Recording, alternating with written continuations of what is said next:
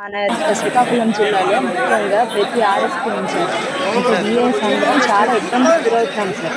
ఇప్పుడు మాకు ఫెర్టిలైజర్ డిస్ట్రిబ్యూషన్కి ప్రతి ఆర్ఎస్కి ఇన్ఛార్జ్కి ట్యాగ్ చేశారు. కానీ గ్రౌండ్ లెవెల్లో ప్రాబ్లం ఎలా ఉందంటే సార్, ఆర్ఎస్కి ఇన్ఛార్జ్ మేము రూల్ ప్రకారంగా ఎంతైతే ఎన్ని కేజీలు ఇవ్వాలని మేము రైతుకి చెప్తుంటే ఏ రైతు సైంటిఫిక్ క్యాలిక్యులేషన్ని ప్రస్తుతానికి యాక్సెప్ట్ చేసే స్టేజ్లో లేరు సార్. దీనివల్ల ఏమవుతుందంటే మనకు గవర్నమెంట్ ప్రకారం మనం ఇవ్వాల్సింది ఇన్ని కేజీలు అయితే దానికి అదనంగా మనకి ఇంకా ఇవ్వాల్సి వస్తుంది. మనకి వచ్చిన మనకి ఎరువుల సప్లై ఉంటది కదా సార్, ఆ ఎరువుల సప్లై వచ్చిన దాంట్లో ఎంతైతే వచ్చిందో అది సరిపోవడం లేదు.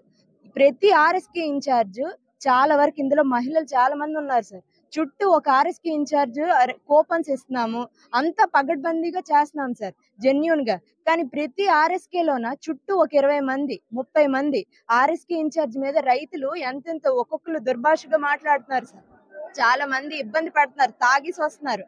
ఇలాంటివి మహిళలు అందరూ ప్రతి ఆర్ఎస్కే ఇన్ఛార్జ్ ఎదుర్కొంటున్నారు సార్. దీనికి మాకు ఏదో ఒక సొల్యూషన్ కోసం ఇప్పుడు కలెక్టర్ గారి దగ్గరికి వచ్చాము. తేజస్వి సార్.